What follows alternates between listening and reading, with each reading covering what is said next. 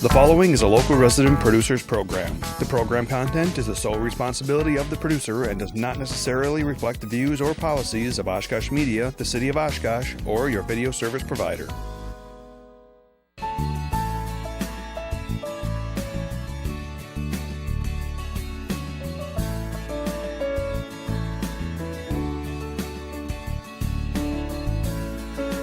Hello, this is Edward Kastner for another edition of Making Happen. Tonight, beside me here, I have Tanner. How's it going? He's a Oshkosh resident dealing with schizophrenia. Thanks for joining me, Tanner. You're welcome. So, when were you first diagnosed with schizophrenia? When I was 22 years old. When I was 22 years old. Can you talk about some of the signs the changes that you felt, or maybe Well, I took a year off from school originally when I was 21 because of back pain, and the back pain led to a lot of paranoia because I had such back pain that I got delusional because I wasn't getting sleep, and then I kind of lost it when I went back to school a year later because I started thinking that on a Twitter feed that I was getting followed by the government and by news columnist Glenn Greenwald, and I started thinking that I had to go to Iraq and do all these things, and it just kind of one thing led to another where I started thinking that they were telling me to be suicidal, and it was just kind of like a bad situation. And the thing that's scary about schizophrenia, I think, is that it could happen to anyone. Like anyone could start seeing patterns that they're getting followed. Like paranoia isn't necessarily just tied to schizophrenia. We all have the ability to become paranoid. So it's just kind of a scary situation. Did this just come on all at once? Or? It was all at once. It was all in one big blob of a. So how did you deal with it emotionally? I didn't. I just pushed it away. Well, I didn't. I just kind of took over for a good year. I got. It just took over your body, or? Took over my mind. Yeah. I just couldn't.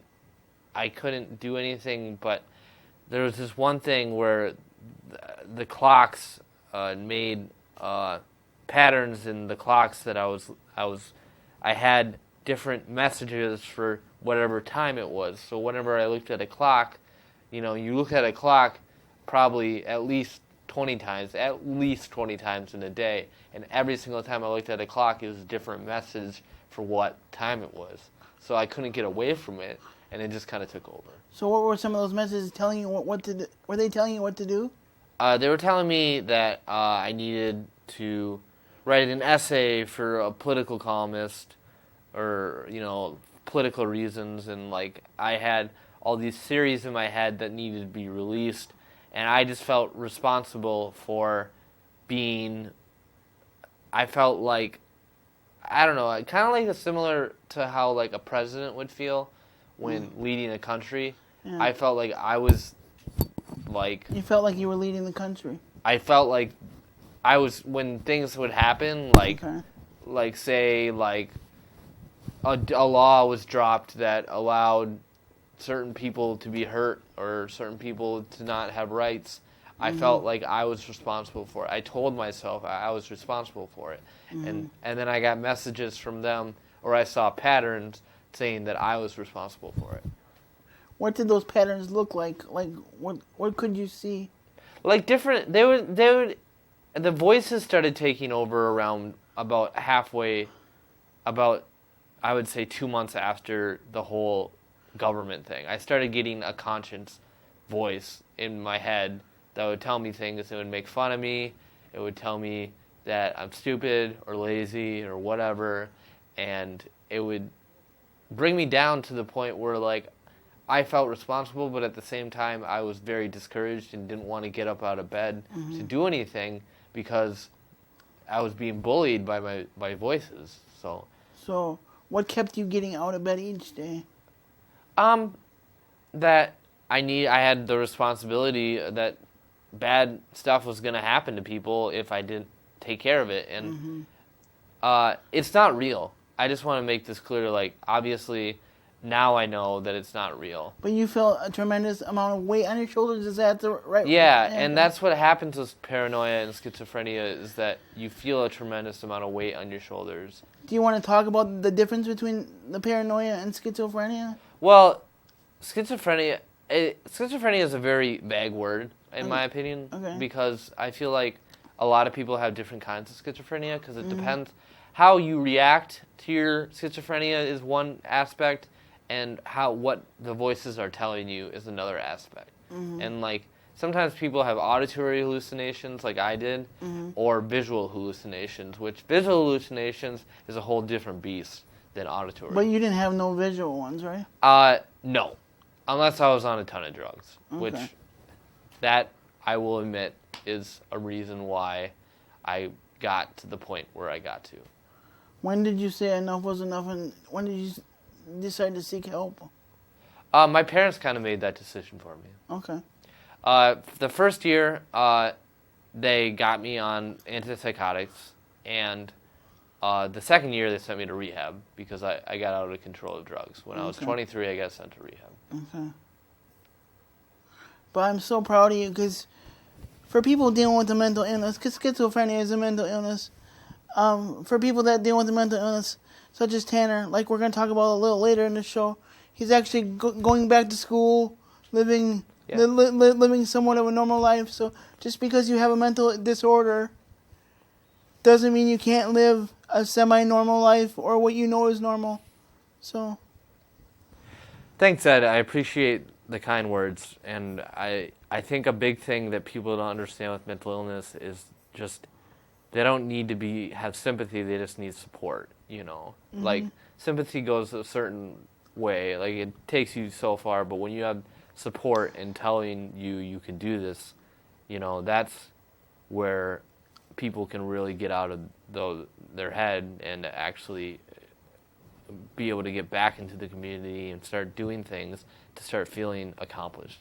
So, how has Boy Scouts helped out with that too? I know that you're involved with Boy Scouts. Oh yeah. How does that distract your mind from the schizo? Because you know medicine can only do so much. It's not a cure for it. So. Well, just knowing that I'm helping other people is just enough. Because now I've gotten to the point where I know that I'm not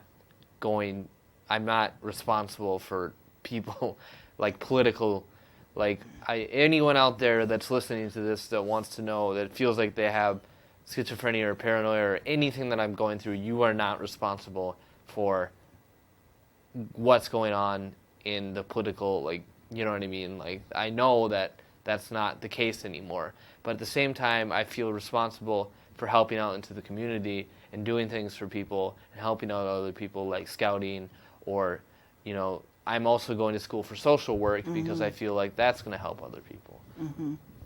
And it's important that we have to tell people that when you have a mental illness, it's not really you. So don't blame yourself because Tanner is not the only one dealing with it. There's thousands of other people out there in the United States that are dealing with this. So it's very important and it needs to be covered. So. What other things do you like to do in your you're going back to school for social work? Let's talk a little bit about that. What kind of a process was going back to school?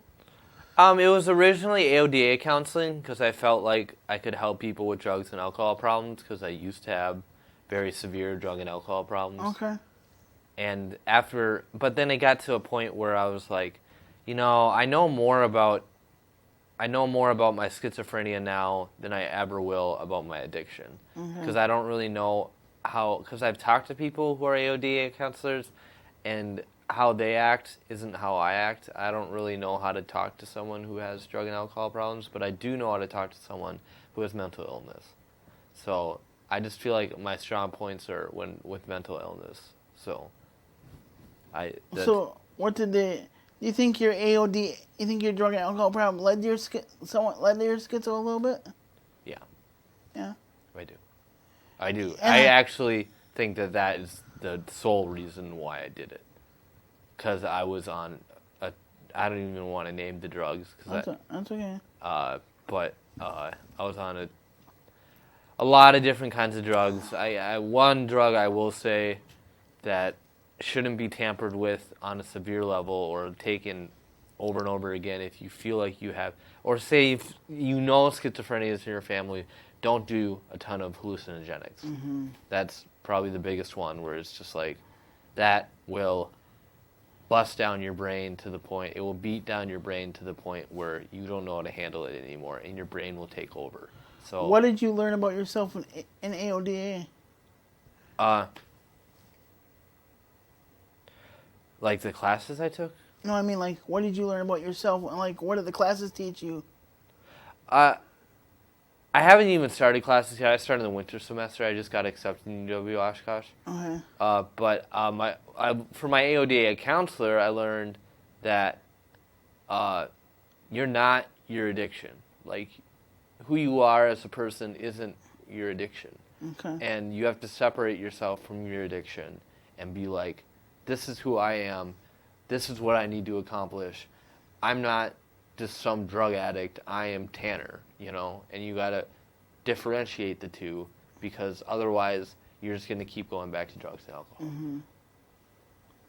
What led you to, and I appreciate you being open and honest, because it takes a lot of courage. What led you to drug and alcohol use? I had a roommate in college that sold it, and sometimes, a lot of the time with drugs and alcohol, it's just the situation you're put in, and I wasn't necessarily, I liked it. I tried it in high school. I liked it, but like it was kind of just, it was there, and I had access to it, and I just went crazy because I just thought, went crazy with drugs. Like, do you feel like that you weren't around some good influences at the time you were doing drugs? Yeah, well, it's funny because even when you're in college, there are people out there that are no good. When you're in college, I know there's a lot of pressure because you have certain deadlines to get the work done, and you feel pressure. Yeah, you feel pressure, and then you run into people that are just bad people, and you got to prepare for that stuff, and Mm-hmm. I didn't. So drugs was your outlet to feeling better for a time. And I had this illusion that I'd become smarter if I did drugs and alcohol. So. Okay. How does it feel to have your life semi back now? It's getting there. It's still a process, and I have to get up. On a regular basis, I'd say I give up probably at least 10 times a day. Well, let me tell you, from being a friend, I will be there every step of the way. I don't give up on friends. I don't give up on my loved ones. So I'll be there I know. every step of the way for you. Thanks. So, and how you want to talk a little bit about that process? You said it's been a process. Well, I want to say I give up, but I don't. Giving up is not the right word for it. I just stop. Okay. And then I go and I stop and I go and I stop. Okay. And so I guess you could say that's giving up, but it's also giving myself a break. But I don't call it that because I get down on myself. Mm-hmm. So it's a process to get your self-esteem back and think that you can actually do things. Sometimes it took me years to get my self-esteem back. But don't you agree you need the right people in your life, the right positive people to help with that? I 100% agree. 100%. If it wasn't for guys like you and, other people that we know. If it wasn't for Kevin, Yeah, I was going to say, I didn't. If it wasn't from Kevin from Boy Scouts. Kevin Corkin, if you're out there, you're the man. Where would you be, you think, huh? I would be probably still using drugs and alcohol. And a lot more schizophrenic than I am right now. Well, I just want to say again, I'm proud of you, but what kind of effect did this have on you, on your parents? Oh, they, for the sake of not sounding too crazy, I don't want to get into what I said to my parents, but I will say that I broke their heart numerous times And But they continuously believed in you because you never give up on someone you love. You never give up on your child, and they never gave up on you. yeah, they never gave up on me. When they still love me, and I call them every day. I call them every single day, and they call me. And it's really cool that they're still there for me, because they don't have to be. I wouldn't hold it against them if they weren't there for me. What would you tell the audience right now? If what were some of the warning signs, like with the schizophrenia? Like if somebody's dealing with a warning sign, what are some of the warning signs that people should look out for? I started really talking to myself a lot. Okay.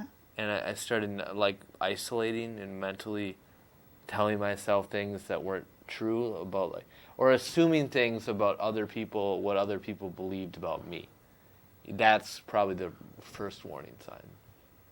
Oh, so you were hearing voices thinking that they were talking about you? No, the voices didn't come until the whole government thing. And, but before that, I would assume things about other, like, I would tell myself, well, if this person believes this, then that must mean that this person knows and believes this too, because they talk to each other. And I started thinking people were talking. It's the paranoia. People were talking about you. People were talking about me. Yeah. That's the first sign.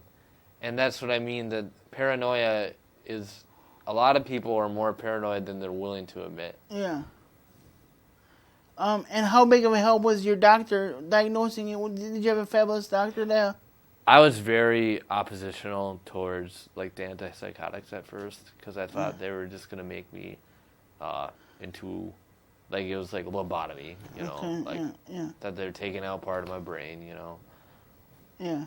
That's how I felt about them. Yeah. But now I know that antipsychotics and mood stabilizers have saved my life. Yeah, okay. At first, how did you feel about taking them? You didn't feel... I didn't feel like they were doing anything positive. Yeah. I just wanted to be Tanner again. I just wanted to be who I was before I started using drugs and alcohol. And how was the old Tanner? Happy. Happy. Uplifting. Optimistic. You know, energetic. You know, didn't care what people thought. Just, like, wasn't paranoid. Like, just talkative and, like, you know, like, kind of how I am now. Yeah. Which is... But it's, like you said, it's still processing. You're still working on it day by day, right? Yeah. I have to write down things like gratitude list is what they call it, which is like what I'm grateful for in the morning, and read them off to me to get up in the morning. And sometimes I do it, sometimes I don't. Some nights I do it, some nights I don't. And I don't know. I all think we should do that, because we as people take a lot of stuff for granted. So that is a good suggestion. I mean, you know, because does that help you get through every day? Yeah, well, another thing that I do, if someone out there is listening that has schizophrenia, is write down things about why your voices are wrong, and they'll start to go away. Okay. That's probably the best advice I could give to anyone that has schizophrenia. Okay. Is to give yourself rational thoughts and reasons to believe why your voices are wrong, and they'll start. You have to work against your voices. It's you versus your voices. You know what I mean? Yeah. Like, because did you ever blame yourself? oh yeah, Okay. yeah, all the time, dude. All the time, I would blame myself for why I have voices, because it's the drugs. I mean, yeah, some people asked me to take drugs, but they didn't say take these drugs or we're not friends. You know? Yeah. What kind of weight lift does that have to be? Now that it's controlled, what kind of weight lift off your shoulders? How does it feel to be semi-free? I don't know, because I don't really remember. I repress pain, so, like, I don't really remember what it's like to be in that state, and I feel like a lot of people do that, where they repress the pain. Where they just kind of put it on the back burner? They put it on the back burner and just forget about it, and then it comes up as an emotion instead of a memory. So, anyway, what would you tell people that are that are hearing those negative voices that are maybe suffering with schizo, what would you tell them? That, well, one, that the medication you're on is, if you don't feel like it's working, try a different form of antipsychotic or mood stabilizer. And two, that get with the right doctor. Get with the right doctor. If your doctor isn't prescribing you, you deserve to be on the medication you want to be on. But another thing is, drinking and drugs affect dopamine levels, and that's a high fluctuation of dopamine levels from high to low, makes schizophrenia activate. Okay. So that's why you shouldn't drink, you shouldn't do drugs. And like I said, write down things that why your voices are wrong, because like they are probably wrong in a lot of. They tell you you're wrong, but you have to tell them why they're wrong. You know. Mm-hmm. So do you ever still battle with that sometimes? Yeah.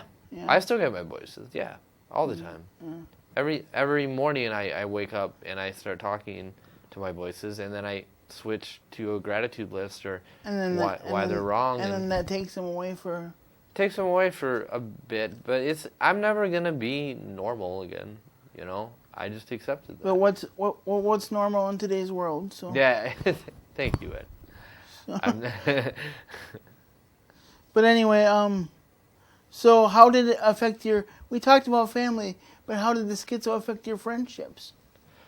I would blame my friends for things that weren't true, and it was really nice because I have really good friends, really supportive friends, and they would tell me things like, we just need a break, and that's probably what I needed, was just some time to figure my head out. You know?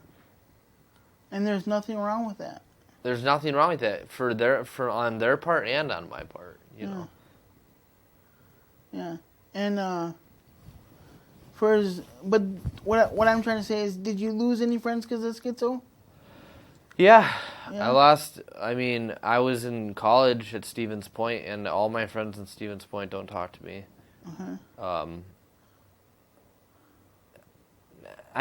If I reached out, we would have maybe a small talk conversation, but you know when you can tell when someone doesn't want to talk to you anymore, they just kind of like drop you or say like one-word answers, and you just know that it's just over. That's kind of how it is. Like we'll have brief conversations. I have maybe one or two friends from Stevens Point that still talk to me, but you know that those are your true friends if they're still talking to you. I hope that they can forgive me for being an a-hole, you know, for lack of a better term. Well, they know that it's not you, so yeah. Hopefully they know it's not you. Yeah, especially because I tried really hard to change. So whether or not they know it's the mental illness, I tried really hard to change. And you got a new job. You got a new job at Old Navy. So how do you feel about that? I mean, working and going to school is, and dealing with your mental illness is a lot to put on your plate. Well, the thing about my mental illness is even mild schizophrenia is pretty severe, you know. Yeah. Even, mild is. So I just feel like I have this obligation to my fellow schizophrenics that have way worse than me, that I need to get back in the community and help people, because I know a lot about schizophrenia because I've experienced it. So like, I need to make money. I need to talk to people at work. I need to prove to society that schizophrenics can conquer their illness and that they're not crazy, you know? Like, that's what I'm trying to prove, is that we're not crazy. Well, like most, that's the assumption. They think schizophrenics are crazy, and that's not the case. They may have a mental illness, but they're still part of society. Yeah, exactly. Exactly. So, anyways, are you pretty pumped about going in for social work? Yeah. What kind of emphasis do you want to do on social work? Homeless people. Homeless? Homeless. Why homeless? Because I was homeless for a time, recently. I was kicked out of a group home, and I didn't have anywhere else to go, so I went to a homeless shelter. And I talked to homeless people, and I feel like I can have a deep connection with them because a lot of them have given up hope, and I know what it's like to give up all hope and think that you're not going to go anywhere with your life. So that's... Did you ever reach the point when you did when the schizo, you're like I'm just going to give up here? And Yeah.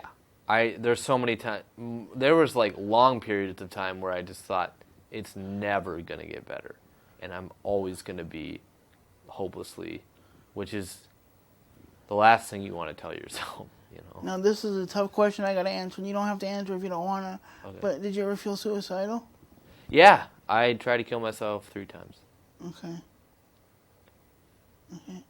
And when you look back at that, you're like, why did, now that you think back at it, you're like, why did you, because you have so much to offer. I know. You should always play the tape through and really think about who you are, and you don't know who you're going to be 15 years down the road, so you shouldn't kill yourself now because you could be an amazing person. So like if you're 20, 25 years old, even like my age, and you're suicidal, like you should really think about like you have a long time to change or become the person you want to be. And we're always changing, we're always learning day by day. Exactly. So, like I said before, what would you tell those schizophrenics out there? What would your main message be if they wanted to give up, if they wanted to say, there's no hope for me, I can't do this? I would tell them that you can become less schizophrenic every day if you work at it. I can't guarantee you. I don't want to guarantee someone that they're never, because I don't even know if I'm never going to be schizophrenic, let alone anyone else. Okay. But you can become less ill every single day. Mm-hmm. And you should just look forward to tomorrow. Every day, and just be grateful and be grateful that you got to exist at all. Yeah.